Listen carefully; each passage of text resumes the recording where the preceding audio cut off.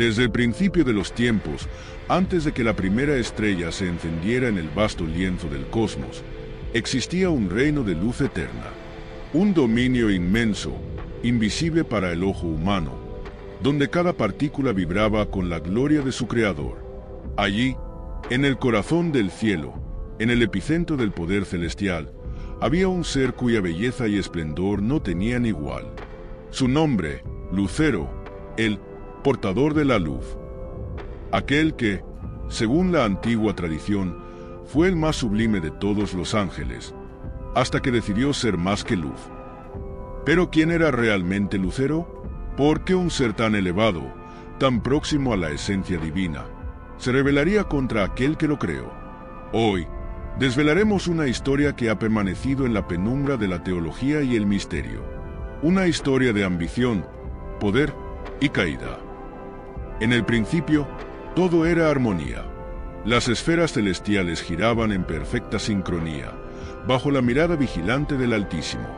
Entre los incontables ángeles que habitaban este reino, Lucero destacaba como el más radiante, no solo por su belleza deslumbrante, sino también por su inteligencia, su carisma y una voz que resonaba como la música de 1000 cielos.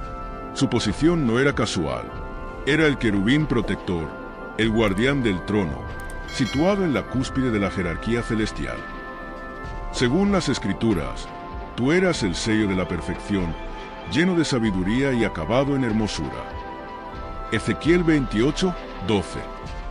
Su nombre mismo, Lucifer, en latín, el portador de la luz, simbolizaba su papel como reflejo de la gloria divina. Se decía que caminaba entre piedras de fuego, un privilegio reservado solo para los más puros, para aquellos que estaban más cerca de la presencia misma de Dios. Pero algo oscuro empezó a gestarse en el corazón del más brillante de los ángeles. Una semilla, pequeña al principio, casi imperceptible, la semilla del orgullo. En el vasto silencio del cielo, donde cada ser vivía para exaltar la gloria del Creador, Lucero comenzó a mirar su propio reflejo. Lo que vio le fascinó. Su belleza, su poder, su capacidad de influir en legiones de ángeles con una sola palabra. Todo aquello que había sido un regalo divino, ahora se tornaba en motivo de admiración personal. ¿Por qué debo reflejar la luz cuando puedo ser la fuente de ella? Fue este pensamiento, pequeño, insignificante para algunos, el que encendió una chispa que cambiaría el destino del cielo y la tierra para siempre. En secreto, Lucero comenzó a urdir su plan. No era una rebelión impulsiva ni caótica. Al contrario, cada paso estaba calculado, cada palabra medida. Primero, susurros. Luego, discursos apasionados. Los ángeles, atraídos por su carisma, comenzaban a escuchar algo nuevo, algo seductor. ¿Es justo que el Creador reine solo? ¿No somos nosotros, los seres de luz, dignos también de gobernar? ¿Acaso no somos nosotros, sus fieles servidores, los que sustentamos el orden del cielo? El orgullo, ese antiguo veneno, empezó a filtrarse en las filas celestiales. Y Lucero, en su astucia, no se alzó solo.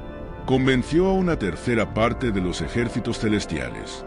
Millones de ángeles, deslumbrados por la promesa de un nuevo orden, una nueva gloria, su propia gloria. Sin embargo, en el centro del trono celestial, donde la luz es más pura y la verdad más penetrante, nada escapa a la mirada del Altísimo. Y lo que comenzó como un susurro se convirtió en un rugido que sacudió las bases del cielo. ¿Cómo caíste del cielo, oh Lucero, hijo de la mañana? ¿Cómo fuiste derribado a tierra, tú que debilitabas a las naciones? Isaías 2:12. Las huestes celestiales observaban. El momento que nunca imaginaron estaba a punto de desatarse. Una guerra en el cielo. Un conflicto entre la luz y la sombra. Entre el orgullo y la humildad. Entre el portador de la luz y la luz misma. El primer destello de rebelión fue como un rayo que desgarró el velo de la eternidad. Lucero ya no era el portador de la luz, ahora era el príncipe de la oscuridad. Pero, ¿Cómo termina una rebelión que comienza en el corazón más alto del cielo? ¿Qué ocurre cuando un ser de luz decide desafiar al creador del universo?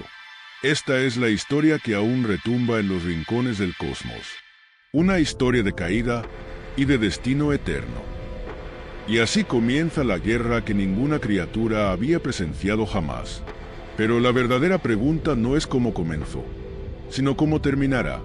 Porque las consecuencias de aquella rebelión todavía resuenan en el tiempo, en el espacio y en cada uno de nosotros. En lo profundo del reino celestial, más allá de lo que la mente humana puede concebir, existe un lugar reservado solo para los designios divinos, el Consejo de la Eternidad. Allí, donde el tiempo se detiene y cada decisión se teje en la trama del cosmos, el Creador observa en silencio.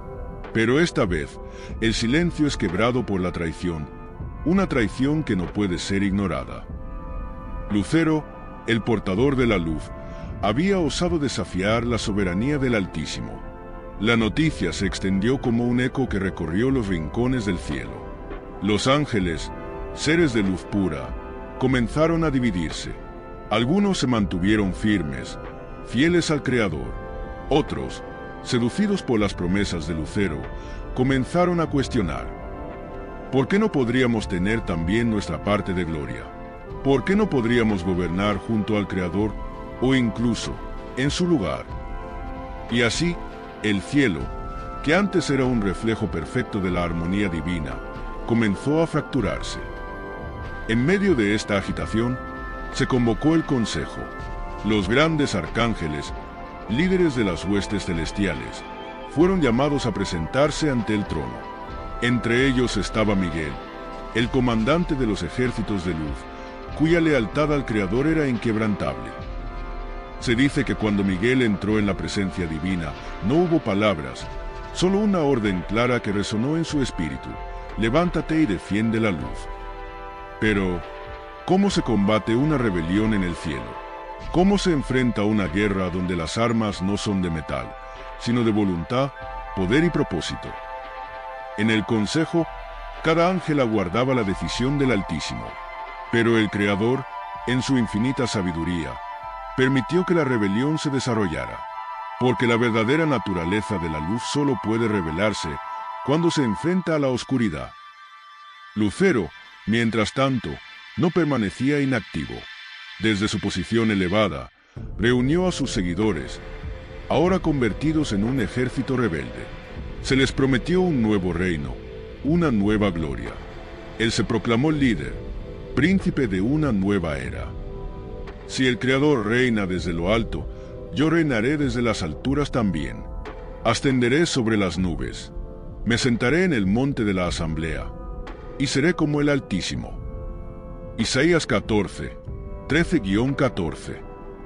Estas palabras, pronunciadas con soberbia, sellaron su destino, porque en el reino de la eternidad no hay lugar para dos tronos, no hay espacio para dos dioses.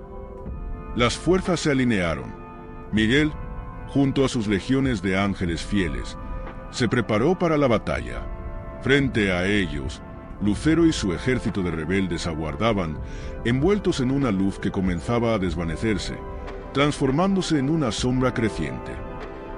Lo que estaba a punto de desatarse no era una simple disputa, era una guerra que marcaría el destino del cielo y de la creación entera. El primer encuentro entre las dos fuerzas fue como el choque de dos estrellas, un estallido de luz y poder que sacudió los cimientos del reino celestial. Miguel, empuñando la espada de la justicia divina, se lanzó contra las filas de los rebeldes.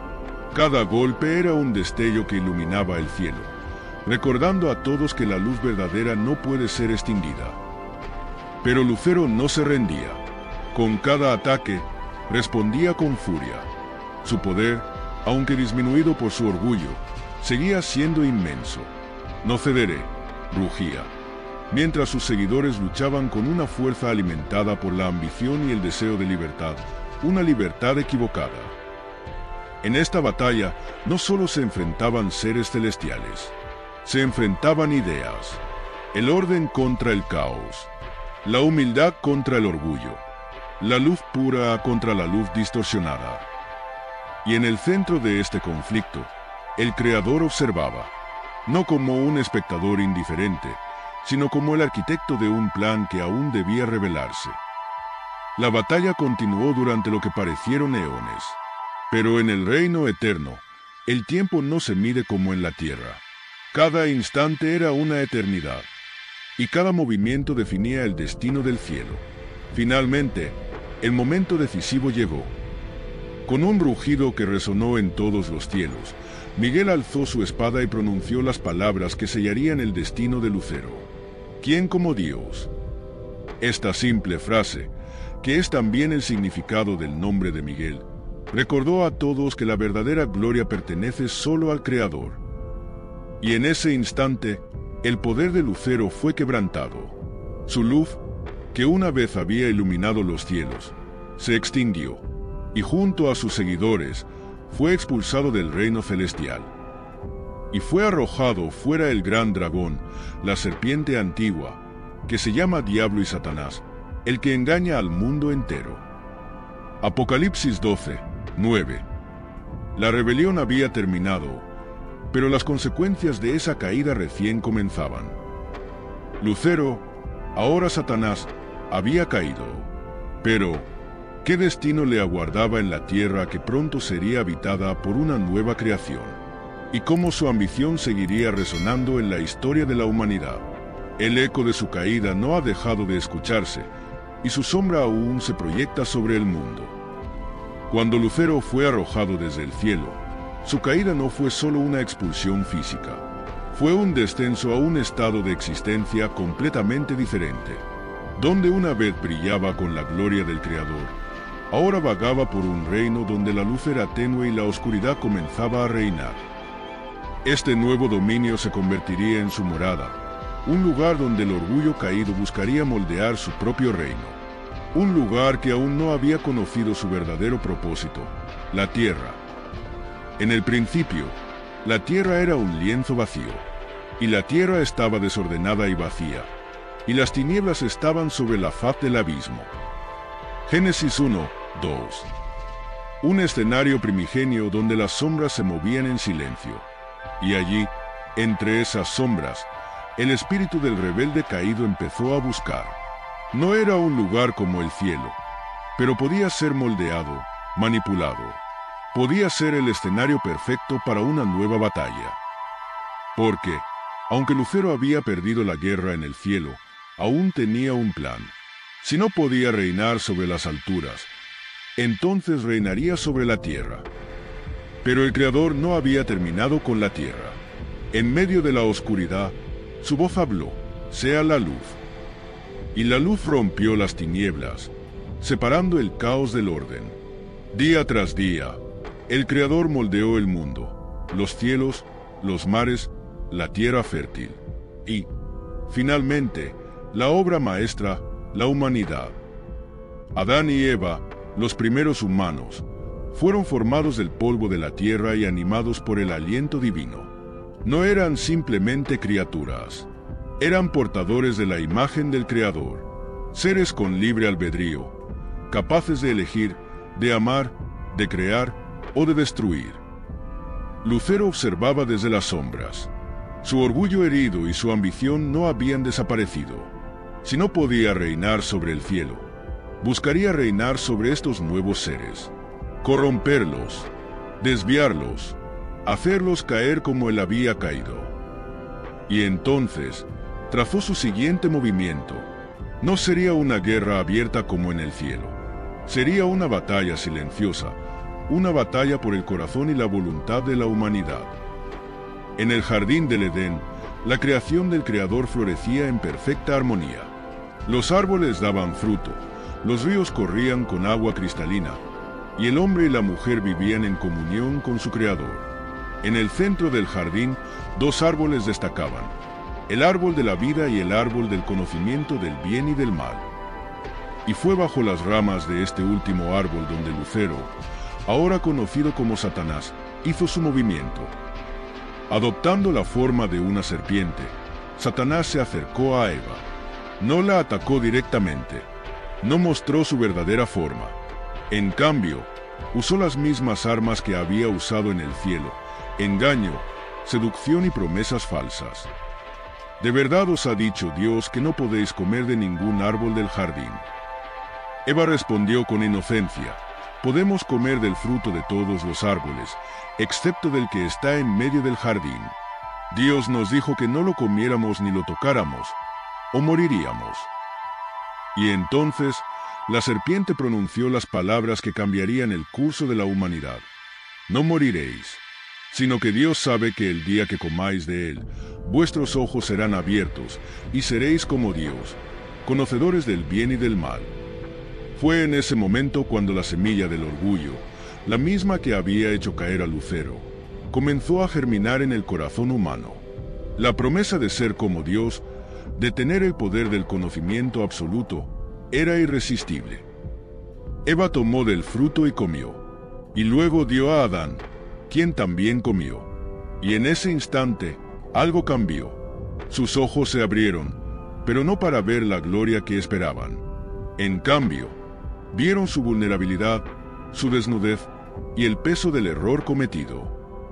La caída del hombre fue la primera gran victoria de Satanás en la tierra. Lo que había comenzado con una rebelión en el cielo, ahora se manifestaba en la creación terrenal. El jardín del Edén, que había sido un paraíso, se convirtió en un lugar de vergüenza y separación. Pero el Creador, en su justicia y misericordia, no abandonó a la humanidad. Aunque expulsó a Adán y Eva del jardín, les dejó una promesa, una descendencia que aplastaría la cabeza de la serpiente. Génesis 3 y 15. Satanás había ganado la primera batalla en la tierra, pero sabía que la guerra no había terminado. Ahora, su misión sería perpetuar la caída, corromper la creación, desviar a la humanidad de su propósito original. Su reino de sombras había comenzado, pero el eco de una profecía le recordaba que su tiempo era limitado. Y así, la tierra se convirtió en el campo de batalla definitivo. La lucha entre la luz y la oscuridad, entre el orgullo y la humildad, entre el rebelde y el redentor, había comenzado. Pero, ¿quién prevalecería al final? ¿Y qué precio estaría dispuesto a pagar el cielo para redimir a la humanidad caída? Expulsado del cielo y ahora en la tierra, Satanás sabía que su objetivo no podía limitarse a la caída de los primeros humanos. El Edén había quedado atrás, pero el mundo seguía expandiéndose. Una humanidad que se multiplicaba significaba una oportunidad. Cada corazón era un nuevo campo de batalla. Sin embargo, su arma principal no sería la fuerza bruta, ni las guerras abiertas. No, él dominaría el arte del engaño sutil. La estrategia de la sombra sería su legado, una manipulación tan perfecta que el hombre, sin saberlo, caminaría hacia su propia destrucción. Adán y Eva, desterrados del Edén, enfrentaron un mundo desconocido. Tierra árida, trabajo duro, dolor. Pero llevaban consigo una promesa, que algún día una descendencia surgiría para redimirlos. Satanás también conocía esta profecía, y desde ese momento, su misión principal fue una sola: corromper la línea de esa descendencia. El tiempo avanzaba y la humanidad crecía. Los hijos de Adán y Eva, Caín y Abel, se convirtieron en los primeros protagonistas de la nueva etapa de este conflicto. Uno, Abel, buscaba agradar al Creador con sacrificios que nacían del corazón. El otro, Caín, ofrecía lo necesario, pero con una sombra en su alma. ¿Por qué mi ofrenda no es aceptada? ¿Por qué él no do? Y fue allí, en el corazón de Caín, donde Satanás susurró por primera vez después del Edén. El Altísimo habló a Caín: si haces lo bueno, serás aceptado. Pero si no lo haces, el pecado está a la puerta. Te acecha, pero tú debes dominarlo. Génesis 4, 7. Era un aviso claro, pero el enemigo de las almas ya había sembrado la duda, el orgullo herido y la envidia. Caín llevó a Abel al campo, y allí, en silencio, cometió el primer asesinato de la humanidad. La sangre de su hermano clamaba desde la tierra, y Satanás sonrió en las sombras. Con este acto, el enemigo consiguió más que una simple muerte. Introdujo la primera gran ruptura en la humanidad, la fractura familiar. Desde entonces, el dolor y la muerte serían compañeros constantes en la historia de los hombres. Pero esta victoria no era suficiente. Satanás buscaba algo más, la corrupción total del linaje humano. Si el hombre era el reflejo de la imagen divina, entonces él se dedicaría a distorsionarla, hasta que no quedara rastro de ella. Las generaciones pasaron. Los hombres se multiplicaron y llenaron la tierra. Pero con cada generación, la oscuridad ganaba terreno. Satanás sembraba en cada cultura, en cada tribu, una nueva mentira, una nueva distorsión de la verdad. Los hombres comenzaron a adorar la creación en lugar del Creador. Soles, lunas, estrellas y finalmente, se miraron a sí mismos como dioses. El orgullo que había hecho caer a Lucero se manifestaba ahora en la humanidad, y cuanto más se apartaban de la luz, más se acercaban al abismo. Sin embargo, no todo estaba perdido. Había hombres y mujeres que aún buscaban la verdad, aquellos que no se dejaban seducir por las sombras. Uno de ellos fue Enoc. Enoc caminó con Dios y desapareció, porque Dios se lo llevó. Génesis 5 y 24. Un recordatorio de que, incluso en un mundo corrupto, la comunión con el Creador era posible. Pero Satanás sabía que no todos serían como Enoc, y aunque algunos se mantenían fieles, la mayoría de la humanidad seguía el camino de la corrupción. Finalmente, llegó un tiempo en que la maldad de los hombres era mucha en la tierra, y todo designio de los pensamientos del corazón de ellos era de continuo solo el mal. Génesis 6, 5. La humanidad había caído tan lejos que el Creador tomó una decisión dolorosa pero necesaria. El juicio vendría. El diluvio fue la respuesta divina a una humanidad que había abrazado la oscuridad. Pero incluso en medio del juicio, hubo gracia. Noé, un hombre justo, halló favor ante los ojos de Dios. El arca fue más que una simple embarcación. Fue un símbolo de esperanza, una promesa de que, aunque las sombras cubrieran la tierra, la luz no sería extinguida. Satanás observó mientras las aguas cubrían el mundo. Había logrado corromper a casi toda la humanidad, pero no había triunfado completamente. La línea de la promesa seguía intacta. Cuando las aguas retrocedieron y la tierra se secó, Noé y su familia descendieron del arca. La humanidad comenzaba de nuevo, pero Satanás también estaba allí, esperando, listo para continuar su guerra. La batalla por la humanidad no había terminado. De hecho, acababa de comenzar una nueva etapa, porque, aunque el mundo había sido purificado, la semilla del orgullo, la rebelión y el engaño seguía latente. Y Satanás, el príncipe de las sombras, no descansaría hasta reclamar cada corazón. Las aguas del diluvio habían limpiado la tierra, pero no el corazón del hombre. Desde el momento en que Noé y su familia descendieron del arca, el enemigo observaba, silencioso, esperando su oportunidad, porque mientras los hombres seguían levantando altares al Creador, Satanás trabajaba en las sombras, sembrando nuevamente el germen de la rebelión. El mundo recién renacido pronto enfrentaría un nuevo desafío, la unidad de la humanidad, pero para fines oscuros. Los hijos de Noé se multiplicaron, y las tribus humanas comenzaron a expandirse por la tierra. Sin embargo, en lugar de dispersarse y llenar el mundo, buscaron unirse en un solo lugar. Fue allí, en las llanuras de Sinar, donde comenzó a tomar forma uno de los actos de rebelión más audaces contra el Creador, la construcción de la Torre de Babel. Pero esta no era una simple torre, era una declaración de independencia, una afirmación de poder humano y desafío directo al cielo. Las voces de los hombres se alzaban con un solo propósito: construyamos una ciudad y una torre cuya cúspide llegue hasta el cielo, y hagámonos un nombre, para que no seamos esparcidos sobre la faz de toda la tierra. Génesis 11, 4. El deseo de hacerse un nombre no era otra cosa que la manifestación del mismo orgullo que había llevado a la caída de Lucifer. El eco de aquella primera rebelión celestial resonaba ahora en los corazones humanos. Desde las alturas, el Creador observaba. No era la construcción de la torre lo que preocupaba a Dios, sino la intención detrás de ella.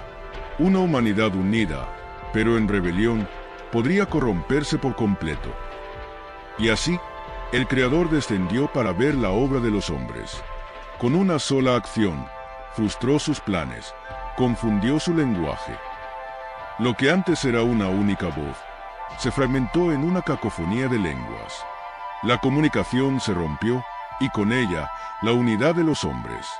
Incapaces de entenderse, abandonaron la construcción y se dispersaron por la tierra, como el Creador había ordenado desde el principio. La Torre de Babel quedó inacabada, un monumento a la ambición humana frustrada. Pero aunque los hombres fueron dispersados, el enemigo no se retiró, porque Satanás sabía que no necesitaba una torre para dominar a la humanidad. Podía construir un reino en sus corazones. Las generaciones pasaron, y los hombres se asentaron en diferentes tierras. Cada pueblo desarrolló su propia cultura, su propio idioma y sus propios dioses. Satanás, maestro del engaño, se infiltró en cada una de estas naciones. Les ofreció ídolos, rituales, promesas de poder y prosperidad. Y así, el mundo se llenó de cultos que alejaban al hombre del único Dios verdadero. El enemigo no buscaba solo la adoración de ídolos de piedra y madera. Buscaba desviar el corazón humano, corromper la imagen divina que cada hombre llevaba dentro. En Egipto, los hombres adoraban al sol, al Nilo, a dioses con rostros de animales. En Canaán, ofrecían sacrificios humanos a Baal y Moloc. En Mesopotamia, consultaban a los astros y buscaban en los cielos el destino de sus vidas. El mundo se llenó de sombras, pero incluso en medio de esta oscuridad, el Creador no había abandonado a la humanidad. En una tierra lejana, en la ciudad de Ur, un hombre llamado Abraham vivía rodeado de ídolos. Pero su corazón era diferente. En medio de un mundo que adoraba lo creado, él buscaba algo más, algo verdadero. Y entonces el Creador habló: «Sal de tu tierra, de tu parentela y de la casa de tu padre, y ve a la tierra que te mostraré. Haré de ti una nación grande, y te bendeciré, y engrandeceré tu nombre, y serás bendición». Génesis 12, 1-2. Abraham obedeció. Dejó todo atrás y siguió la voz del Creador hacia una tierra desconocida. Con él, el plan divino para redimir a la humanidad comenzó a tomar forma nuevamente, porque de su descendencia surgiría una nación, y de esa nación, un Salvador. Pero Satanás no iba a quedarse de brazos cruzados. Sabía que de la descendencia de Abraham vendría aquel que aplastaría su cabeza. Y así, su estrategia se volvió más intensa: desviar, corromper y destruir la línea de la promesa. En cada etapa de la historia de Israel, el enemigo se levantó. Desde Egipto, donde los descendientes de Abraham fueron esclavizados, hasta el desierto, donde el pueblo se rebeló contra Dios. Desde los jueces que cayeron en idolatría, hasta los reyes que se desviaron del camino. Pero siempre hubo un remanente, hombres y mujeres que, a pesar de las sombras, permanecieron fieles al Creador. Las naciones se levantaban y caían. Los reinos humanos surgían y desaparecían. Pero la promesa seguía viva. Y en el horizonte, se acercaba el momento en que la luz vendría al mundo, no como un rayo de justicia, sino como un niño nacido en humildad. El enemigo lo sabía, y haría todo lo posible para evitarlo. La promesa divina seguía avanzando, imparable a través de las generaciones. Desde la fe de Abraham, ahora llamado Abraham, hasta la formación de una nación en la tierra prometida, el plan del Creador se desplegaba paso a paso. Pero el enemigo observaba desde las sombras, consciente de que la profecía de redención seguía viva, cada vez más cercana. El que aplastaría su cabeza estaba por llegar. Para Satanás, el tiempo era crítico. No podía detener la promesa, pero podía corromperla. Y así, una conspiración cuidadosamente tejida comenzó a tomar forma. Porque si la humanidad esperaba a su Salvador, el enemigo buscaría pervertir esa esperanza antes de que pudiera florecer. El pueblo de Israel se convirtió en el centro de esta batalla. Un pueblo elegido para hacer luz a las naciones, pero que continuamente caía en las mismas trampas del enemigo: la idolatría, la desobediencia y la búsqueda de poder y gloria terrenal. Desde los días de Moisés hasta los profetas, el conflicto entre la luz y las tinieblas se intensificaba. Cada profeta que se levantaba con un mensaje de justicia era una amenaza para las tinieblas, y cada rey que se desviaba del camino era una victoria para el reino del adversario. Y fue en este contexto, en medio de la lucha espiritual por el corazón de Israel, que surgió una nueva amenaza, una idea: que la salvación vendría a través de la fuerza y la conquista, y no a través de la obediencia y la fe. Los hombres comenzaron a esperar un Mesías que levantara un imperio terrenal, que destronara a sus enemigos visibles y trajera gloria a Israel. Pero el plan del Creador era muy diferente, y Satanás lo sabía. Los siglos pasaron, y el enemigo trabajaba en silencio, preparando el escenario para su gran jugada. Si no podía evitar la venida del Salvador, lo recibiría con una red de engaños, poder terrenal y corrupción espiritual. Y para ello, usaría a aquellos que debían haber estado más preparados, los líderes religiosos. En el templo de Jerusalén, la casa que debía ser un faro de luz para el mundo, Satanás encontró terreno fértil para su estrategia. Fariseos, saduceos, escribas, hombres que debían ser guardianes de la verdad, pero que ahora estaban atrapados en su orgullo, su legalismo y su ansia de poder. Los líderes religiosos comenzaron a enfocar más su atención en las apariencias externas que en la transformación del corazón. El enemigo había logrado introducir su antigua arma, el orgullo disfrazado de piedad. Pero mientras la conspiración del enemigo avanzaba, el Creador seguía moviendo sus piezas. Porque en un pequeño pueblo llamado Belén, una profecía estaba a punto de cumplirse. Y tú, Belén, de la tierra de Judá, no eres la más pequeña entre los príncipes de Judá, porque de ti saldrá un gobernante que pastoreará a mi pueblo Israel. Miqueas 5, 2. Y en la oscuridad de la noche, en un humilde pesebre, el Hijo de Dios nació, no como un rey con ejército, sino como un niño indefenso, envuelto en pañales. La luz había entrado al mundo, pero las tinieblas no se retirarían sin lucrar. Desde el mismo momento de su nacimiento, la vida de aquel niño estuvo en peligro. Satanás, consciente de la amenaza que representaba, movió sus fichas en la tierra. En el palacio de Herodes, un rey paranoico y temeroso, el enemigo encontró un aliado involuntario. Los magos del oriente llegaron buscando al rey de los judíos, y Herodes, consumido por el miedo de perder su trono, ordenó una matanza en Belén. Niños inocentes fueron asesinados, pero el Mesías escapó, porque el plan de Dios no sería frustrado. José, advertido en sueños, llevó a su familia a Egipto, protegiendo al niño que cambiaría el destino de la humanidad. Pasaron los años, y Jesús creció en sabiduría y estatura. Satanás observaba, buscando el momento oportuno para actuar, porque sabía que aquel hombre no era un profeta más. Era el Verbo hecho carne, la luz que había sido prometida desde el principio. Y cuando Jesús salió del anonimato para comenzar su ministerio, el enemigo estuvo listo para enfrentarlo directamente. En el desierto, donde el Creador había guiado al pueblo de Israel siglos antes, ahora caminaba Jesús, ayunando y orando durante 40 días. Y fue allí donde Satanás, el príncipe de las tinieblas, hizo su movimiento más audaz. Si eres el Hijo de Dios. Así comenzaron las tentaciones. No con fuerza, sino con palabras. No con violencia, sino con seducción. Convierte estas piedras en pan. Pero Jesús respondió, no solo de pan vivirá el hombre, sino de toda palabra que sale de la boca de Dios. Mateo 4. lánzate desde el pináculo del templo, y los ángeles te salvarán. Pero Jesús respondió, no tentarás al Señor tu Dios. Y entonces, el ataque final, te daré todos los reinos del mundo, si te postras y me adoras.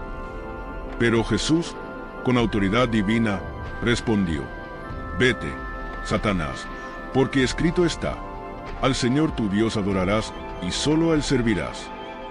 Mateo 4:10. El enemigo fue derrotado en ese momento, pero la batalla no había terminado, porque sabía que aún podía usar su arma más poderosa, la cruz. Las sombras se movían con rapidez. Los líderes religiosos, el imperio romano, el pueblo, todo estaba siendo manipulado para llevar al Mesías al lugar de muerte. Pero lo que Satanás no sabía era que aquella cruz no sería su victoria, sino el principio de su derrota definitiva. El ministerio de Jesús había sacudido los cimientos de Israel. No hablaba como los escribas ni actuaba como los fariseos. Hablaba con autoridad, sanaba a los enfermos, daba vista a los ciegos y levantaba a los muertos. Multitudes lo seguían, y sus enseñanzas provocaban una revolución silenciosa en el corazón del pueblo. Pero mientras la luz brillaba más intensamente, las sombras también se movían. En Jerusalén, en los pasillos del poder religioso, se tejía una conspiración, porque para los líderes del templo, Jesús no era el Mesías esperado, era una amenaza para su poder, para su control sobre el pueblo, y para el delicado equilibrio que mantenían con Roma. El sumo sacerdote Caifás, junto con los ancianos y los escribas, comenzó a planear su caída. La sentencia ya había sido dictada en sus corazones. Jesús debía morir, pero había un problema, no podían hacerlo abiertamente. Temían a las multitudes que lo seguían, y temían que su muerte pudiera desencadenar una revuelta. Necesitaban una oportunidad, una grieta en la armadura del Maestro, y esa grieta vendría desde dentro. Entre los discípulos, había uno cuyo corazón comenzaba a desviarse, Judas Iscariote, un hombre que había caminado junto a Jesús, que había visto los milagros, que había escuchado sus palabras, pero cuyo espíritu estaba siendo conquistado por algo diferente. Al principio, quizás fue la decepción. Judas, como muchos otros, esperaba un Mesías que levantara un reino terrenal, que destronara a Roma y restaurara la gloria de Israel. Pero Jesús no hablaba de guerra, sino de amor. No hablaba de conquistar imperios, sino de servir a los demás. Y entonces, la oportunidad llegó. Satanás, el antiguo adversario, entró en el corazón de Judas. Lo sedujo con una idea. Si Jesús no tomaba el poder por su propia voluntad, tal vez podría ser forzado. Judas se presentó ante los sumos sacerdotes. Les ofreció exactamente lo que estaban buscando, una forma de capturar a Jesús en secreto, lejos de las multitudes. A cambio, 30 piezas de plata. El precio de la traición, el valor de un esclavo. Los días pasaron y la tensión en Jerusalén aumentaba. La Pascua se acercaba, una festividad sagrada que celebraba la liberación de Israel de la esclavitud en Egipto. Pero este año, la Pascua tendría un significado mucho más profundo, porque el verdadero Cordero de Dios estaba a punto de ser sacrificado. Jesús, consciente de lo que estaba por suceder, reunió a sus discípulos para una última cena, la última cena antes de la traición. En el aposento alto, el Maestro se sentó con sus 12 discípulos. Tomó el pan, lo partió y lo ofreció. Este es mi cuerpo, que por vosotros es dado. Haced esto en memoria de mí. Después tomó la copa. Esta copa es el nuevo pacto en mi sangre, que es derramada por vosotros. Lucas 22, 19-20. Pero en medio de ese momento sagrado, la sombra de la traición estaba presente. Jesús miró a sus discípulos y pronunció palabras que helaron el corazón de todos. En verdad os digo que uno de vosotros me entregará. Mateo 26, 21. Un silencio profundo cayó sobre la mesa. Los discípulos, confundidos y angustiados, comenzaron a preguntarse unos a otros: ¿Soy yo, Señor? Pero Jesús sabía quién era. Sabía que el corazón de Judas ya había sido conquistado. Le miró directamente y dijo: lo que vas a hacer, hazlo pronto. Juan 1:27. Judas se levantó y salió al anochecer.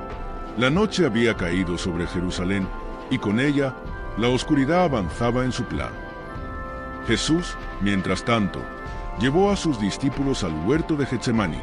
Allí, en la soledad de la noche, se postró en oración. Sabía lo que estaba por venir, y en su humanidad, sintió el peso de la cruz que se acercaba. Padre, si es posible, pase de mí esta copa, pero no se haga mi voluntad, sino la tuya. Lucas 10:42. Y mientras Jesús oraba, Judas regresaba, acompañado por una multitud armada con espadas y palos. Los sumos sacerdotes, los guardias del templo y otros hombres enviados por el Sanedrín estaban listos para capturar al Maestro. Judas se acercó a Jesús y con una frialdad calculada, le dio el beso que sellaría la traición, un beso que entregaría al Hijo de Dios a las manos de los hombres. Con un beso entregas al Hijo del Hombre. Lucas 10:48. Los guardias apresaron a Jesús. Los discípulos, aterrorizados, huyeron en todas direcciones. El Hijo del Hombre fue llevado como un cordero al matadero. Pero lo que los líderes religiosos no entendían, lo que Judas no comprendía, lo que incluso Satanás no anticipaba, era que aquella captura no significaba una derrota. Era el inicio de la mayor victoria de la historia. Las sombras habían atrapado al Hijo de Dios, pero en esa noche oscura, la luz seguía viva, y estaba a punto de brillar más allá de lo que nadie podía imaginar. La noche avanzaba, y Jerusalén dormía en la ignorancia de lo que estaba ocurriendo. En las sombras, mientras las estrellas titilaban sobre la ciudad santa, el Hijo de Dios era llevado de un tribunal a otro. La justicia celestial estaba siendo entregada a las manos de hombres que habían decidido su destino mucho antes de escuchar su voz. Jesús fue conducido primero ante Anás, el antiguo sumo sacerdote, una figura de poder entre los líderes religiosos. Pero Anás no estaba interesado en la verdad, solo buscaba una justificación para lo que ya había sido decidido, la muerte del Mesías. De Anás fue llevado ante Caifás, el sumo sacerdote en funciones. Allí, en el frío y oscuro palacio, los líderes religiosos se reunieron en secreto. El Sanedrín, el Consejo Supremo de Israel, estaba reunido no para impartir justicia, sino para condenar.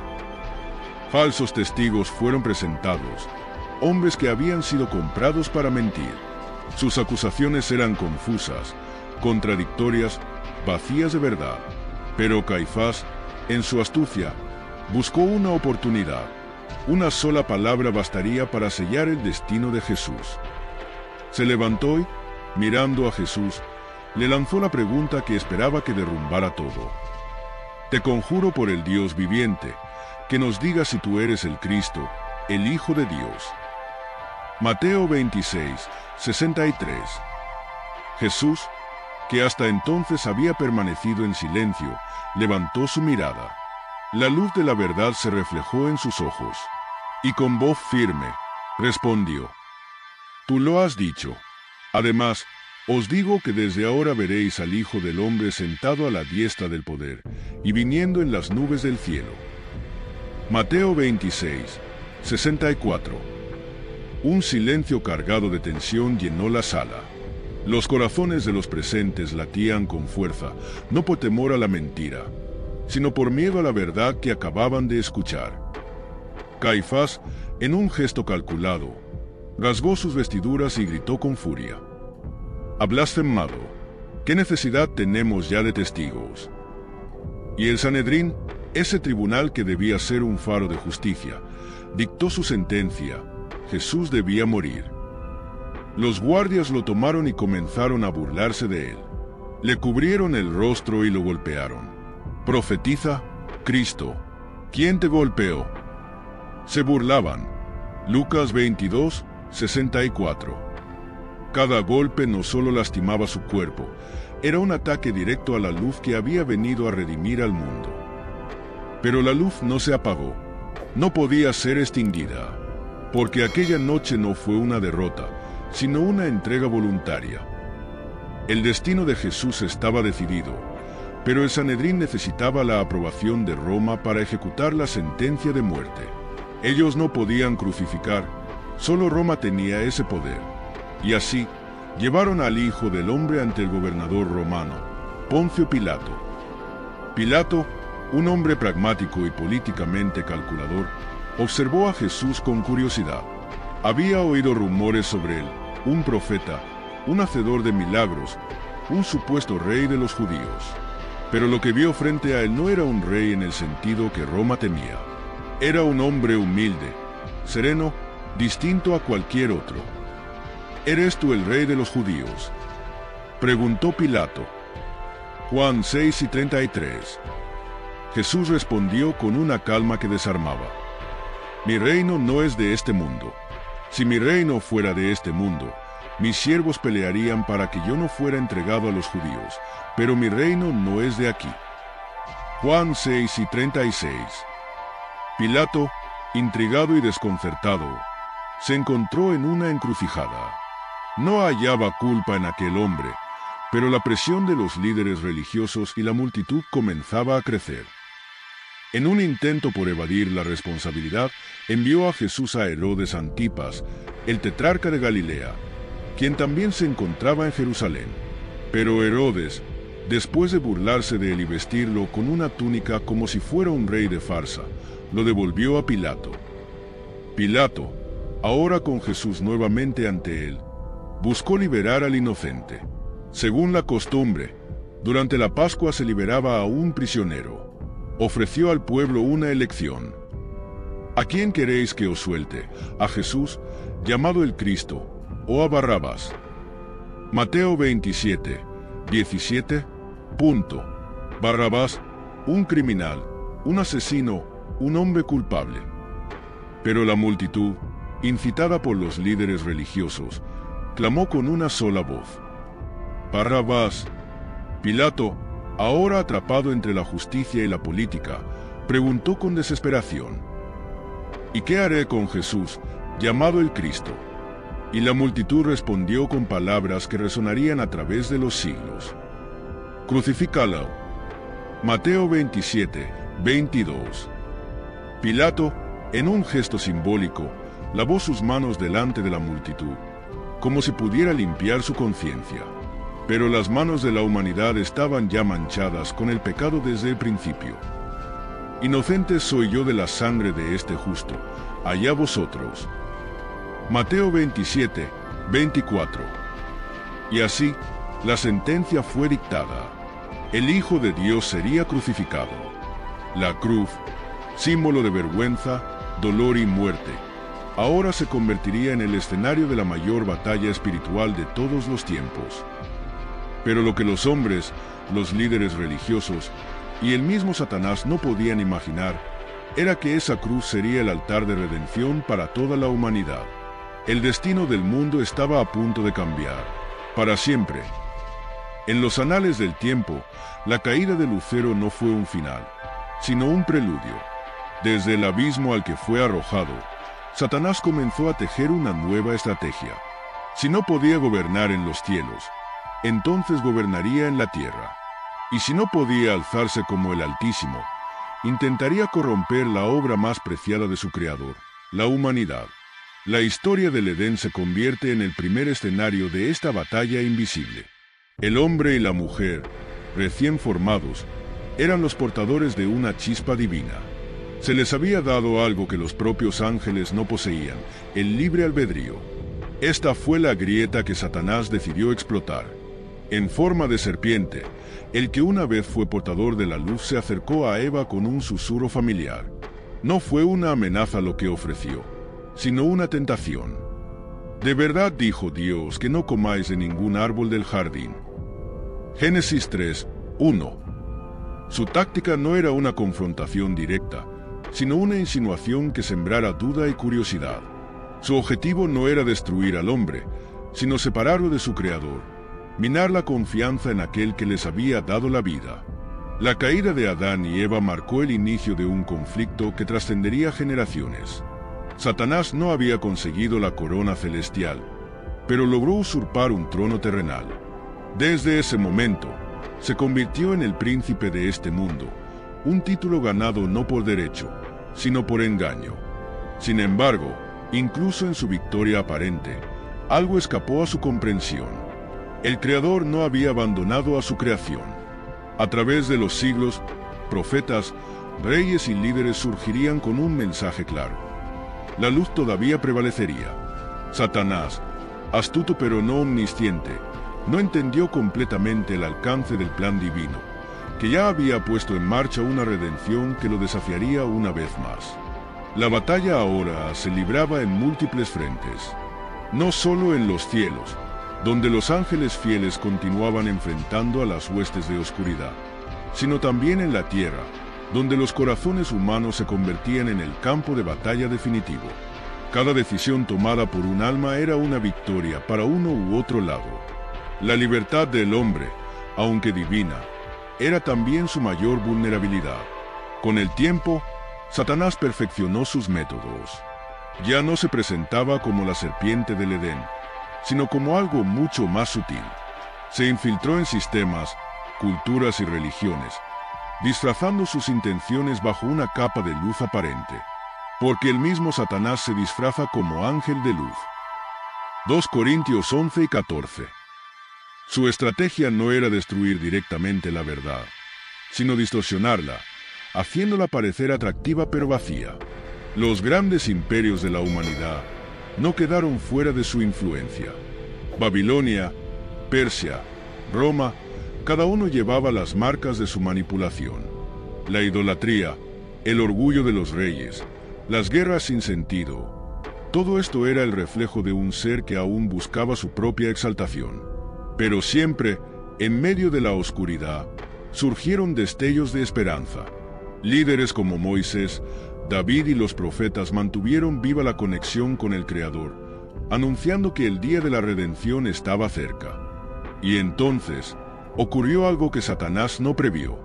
El Creador mismo descendió al mundo en forma de hombre. Jesús, llamado el Cristo, no solo representó una amenaza para el reino de Satanás, sino la promesa de su derrota final. En los desiertos de Judea, Satanás intentó una vez más tentar con palabras engañosas, ofreciendo reinos y poder a cambio de sumisión. Pero esta vez, se encontró con una resistencia implacable. «Apártate de mí, Satanás». Mateo 4 y 10 fue la respuesta que marcó su derrota en ese momento. Sin embargo, el golpe final aún estaba por venir. En la cruz, lo que parecía ser una victoria para las tinieblas fue en realidad su condena. En el sacrificio del Mesías, se selló un nuevo pacto, uno que prometía libertad para la humanidad y una derrota segura para el príncipe de la oscuridad. Hoy, el legado de la caída de Lucero sigue vivo. Aunque su poder fue debilitado, su influencia no ha desaparecido. Cada día, los corazones humanos enfrentan la misma elección que Eva en el jardín: confiar en la luz divina o sucumbir a las sombras de la duda y el orgullo. Pero la promesa permanece: un día, el portador de la luz será despojado de todo poder y el reino del Altísimo será restaurado en toda su gloria.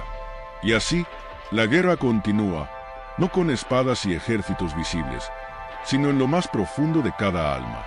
¿Quién ganará esta batalla eterna? La respuesta está escrita en las páginas del tiempo y en cada uno de nosotros. En los rincones del tiempo, la caída de Lucero marcó el inicio de un conflicto cósmico que todavía resuena en la existencia. Pero el Creador, en su infinita sabiduría, no dejó a su creación abandonada a las sombras. Desde el momento en que el portador de la luz fue derribado, se trazó un plan, una promesa inscrita en la eternidad: la restauración de todo lo que había sido corrompido. En el jardín del Edén, Mientras Adán y Eva enfrentaban las consecuencias de su desobediencia, el Creador pronunció una sentencia que era también una promesa. A la serpiente, símbolo de Satanás, se le dijo: «Y pondré enemistad entre ti y la mujer, y entre tu simiente y su simiente.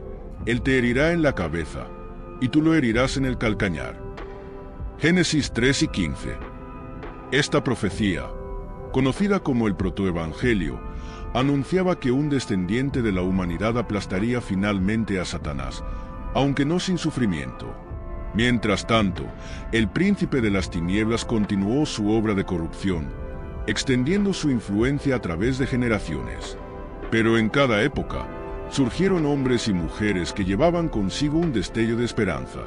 No eran perfectos, pero a través de ellos, el plan del Creador seguía avanzando. Noé, salvado del diluvio, representó un nuevo comienzo.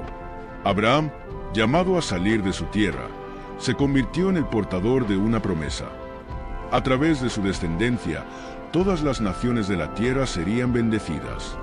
Moisés, enfrentando al imperio más poderoso de su tiempo, liberó a un pueblo destinado a ser testigo de la fidelidad divina. Sin embargo, incluso ellos enfrentaron las tentaciones y trampas de Satanás, quien nunca dejó de buscar maneras de frustrar el propósito divino. El enemigo trabajaba con astucia, infiltrándose en las culturas, deformando la verdad con mentiras que parecían brillantes. Las naciones se hundieron en la idolatría, adorando dioses falsos que eran manifestaciones de la influencia demoníaca. Los profetas, enviados por el Creador, clamaban en el desierto, llamando al arrepentimiento y advirtiendo sobre el peligro de alejarse de la luz. Pero sus voces a menudo eran ignoradas, y el príncipe de la oscuridad ganaba terreno. Sin embargo, la promesa permanecía intacta. En los momentos más oscuros, cuando parecía que la luz había sido apagada, el Creador intervenía de maneras inesperadas. Cada derrota aparente era en realidad una parte del plan maestro que llevaría a la victoria final. Y así, en la plenitud de los tiempos, el Creador envió a su Hijo al mundo.